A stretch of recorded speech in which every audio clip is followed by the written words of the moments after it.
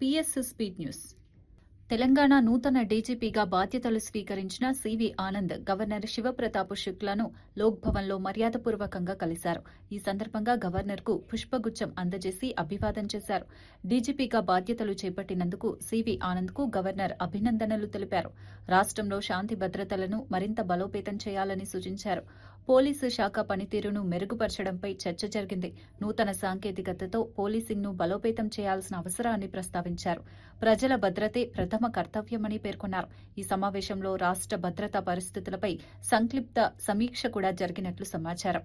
భవిష్యత్తు కార్యాచరణపై కూడా చర్చించారని అధికారులు తెలిపారు. ఈ భేటీ సానుకూల వాతావరణంలో ముగిసింది.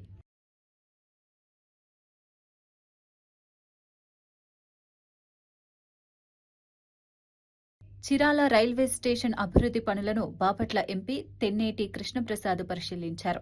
స్టేషన్ను ఆధునిక సౌకర్యాలతో అభివృద్ది చేయడానికి చేపట్టిన పనుల పురోగతిని అధికారులతో కలిసి సమీక్షించారు. ప్లాట్ఫామ్ల విస్తరణ, ప్రయాణికుల సౌకర్యాలు, భవన నిర్మాణ పనులను క్షుణ్ణంగా పరిశీలించారు. గత పర్యటనతో పోలిస్తే పనుల వేగాన్ని అంచనా వేసి మరింత వేగవంతం చేయాలని సూచించారు. నిర్ణీత గడువులోగా పనులు పూర్తి చేయాలని రైల్వే అధికారులను ఆదేశించారు. ప్రయాణికులకు మెరుగైన సౌకర్యాలు అందించడమే లక్ష్యమని తెలిపారు. అభివృద్ది పనుల్లో నాణ్యత విషయంలో ఎలాంటి రాజీ ఉండకూడదని స్పష్టం చేశారు. స్టేషన్ అభివృద్దితో ప్రాంతీయ రవాణా సౌకర్యాలు మెరుగుపడతాయని పేర్కొన్నారు. బెడ్ కూడా ఏర్పాటు చేసేసాం. బెడ్ కూడా రేపు వేస్తారు, రేపు కానీ ఎల్లుండి కానీ వేస్తారు. వర్క్ స్టార్ట్ అవుతుంది. త్వరలో మనకి ఎస్కలేటరు అండ్ ఫుట్ ఓవర్ బ్రిడ్జ్ పోవడానికి ర్యాంప్ వస్తుంది. ఇప్పుడు ఉన్న ర్యాంప్ కూడా బాగాలేదు, స్టెప్స్ ఎగుడు దిగుడుగా ఉన్నాయి. దాన్ని కూడా కరెక్షన్ చేసే అవసరం ఉంది. నేను అధికారులతో అడుగుతున్నాను, రైల్వే అధికారులతో దాన్ని కూడా రెక్టిఫై చేయమని చెప్తాను. అయితే నేను తెలంగాణలో మహిళలపై అత్యాచారాలు పెరుగుతున్నాయని బీఆర్ఎస్ నేత కవిత తీవ్ర ఆరోపణలు చేశారు. రాష్ట్రంలో ఒక్క ఏడాదిలోనే 2500 కేసులు నమోదయ్యాయని తెలిపారు. రోజుకు సగటున 7గురిపై అత్యాచారాలు జరుగుతున్నాయని వెల్లడించారు. నమోదైన కేసులే ఇన్ని ఉంటే నమోదు కాని కేసులు ఇంకా ఎన్ని ఉండవచ్చని ఆందోళన వ్యక్తం చేశారు. నిందితులకు పోలీసులపై, ప్రభుత్వంపై భయం లేకుండా పోయిందని ప్రశ్నించారు. మహిళల భద్రత విషయంలో ప్రభుత్వం విఫలమైందని విమర్శించారు. సీఎం రేవంత్ రెడ్డి వెంటనే చర్యలు తీసుకోవాలని డిమాండ్ చేశారు. ఆడబిడ్డలకు రక్షణ కల్పించడంలో నిర్లక్ష్యం చూపుతున్నారని ఆరోపించారు. కఠిన చట్టాలు అమలు చేయాలని కోరారు. లేకపోతే మసీద్ ఏదో చేస్తారు, లేకపోతే ఒక చర్చ్ మీద దాడి చేస్తారు.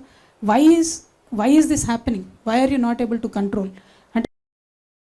నిజామాబాద్ జిల్లా ఆర్మూర్ మండలం పెర్కిట్ గ్రామంలో రైతులు ధాన్యం కొనుగోలు ఆలస్యంపై నిరసన చేపట్టారు. తమ పంటను వెంటనే కొనుగోలు చేయాలని ప్రభుత్వాన్ని డిమాండ్ చేశారు. కొనుగోలు కేంద్రాల్లో కార్మికుల కొరత వల్ల మరింత ఆలస్యం జరుగుతోందని తెలిపారు. ధాన్యానికి కోతలు లేకుండా సక్రమంగా సేకరణ చేయాలని కోరారు. రైతులు నినాదాలు చేస్తూ తమ సమస్యలను అధికారుల దృష్టికి తీసుకెళ్లారు. పంటను నిల్వ ఉంచడం వల్ల నష్టాలు వస్తున్నాయని ఆవేదన వ్యక్తం చేశారు. అధికారులు తక్షణమే స్పందించి సమస్యను పరిష్కరించాలని డిమాండ్ చేశారు. రైతుల సమస్యను పరిష్కరించకపోతే ఆందోళనలు మరింత ఉధృతమవుతాయని హెచ్చరించారు. క్వింటాల్ బస్తా పెర్కిట్ సొసైటీ పరిధిలో ఇవ్వలేదు. ఇదే ఆర్మూర్ గడ్డ మీద ఆనాడు పీసీసీ అధ్యక్షుడిగా వచ్చి నేను బోనస్ వైరకి పంటకు 500 ఇస్తానని ప్రకటించారు. ఇవాళ ఉన్న పంటకు మద్దతు ధరతో కొనమన్నా కానీ ఇవాళ కొనే పరిస్థితి లేదు, రైతును ఆదుకునే పరిస్థితి లేదు. ఇప్పటికైనా స్పందించి స్థానిక నాయకులు గాని, స్థానిక అధికారులు గాని ధాన్యం లేపాలని మేము ఆ పెర్కిట్ రైతులు డిమాండ్ చేస్తున్నాం. ఒకవేళ ఇలా స్పందించకపోతే ఇంకో 4 రోజుల తర్వాత హైవేనే దిగ్బంధం చేస్తాం. గతంలో ఇప్పుడు కోతలు చాలా పెద్ద ఎత్తున జరిగినాయి. రోడ్లపైన ఎక్కడెక్కడ ధాన్యం కుప్పలు పోవడం జరిగింది. ఈ అకాల వర్షాలు పడి రైతులు నానా విధాలుగా నష్టపోతా ఉన్నారు. ఇప్పటికైనా అధికారులు కళ్ళు తెరిచి దీని మీద ఒక దృష్టి సారించి వెంటనే లారీలను పంపించి తూకాలు వేయించి రైతులను సత్వరమే వారికి న్యాయం జరిగేలా చూడాలని చెప్పేసి కోరుతా ఉన్నాం. ఇప్పటి వరకు ఒక్క కుప్ప జోకింది లేదు.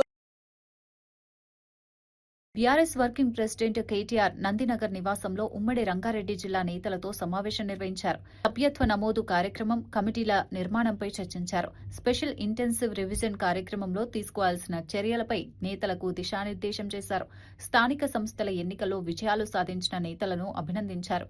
కాంగ్రెస్ ప్రభుత్వ వైఫల్యాలను ప్రజల్లో ఎండగట్టాలని సూచించారు.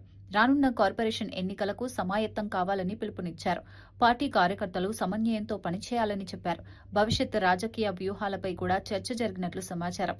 పార్టీని మరింత బలోపేతం చేయాలని లక్ష్యంగా పెట్టుకున్నారు.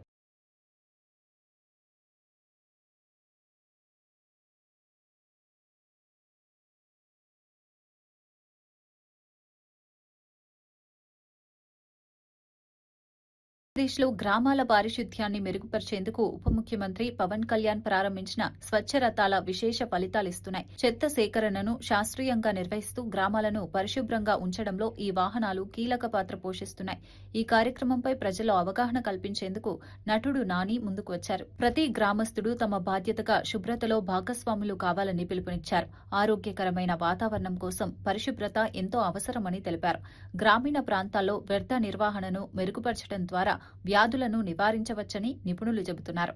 ఈ కార్యక్రమంతో గ్రామాల రూపురేఖలు మారుతున్నాయని అధికారులు పేర్కొన్నారు. అండ్ ఇన్ జనరల్ గ్రూప్స్ లో కానీ ఫ్రెండ్స్ తో కానీ ఇరాన్ అమెరికా మధ్య ఉద్రిక్తతలు మరింత పెరుగుతున్నాయి. ఇరాన్ చమురు నౌకను అమెరికా నౌకాదళం స్వాధీనం చేసుకోవడం అంతర్జాతీయంగా చర్చనీయాంశమైంది.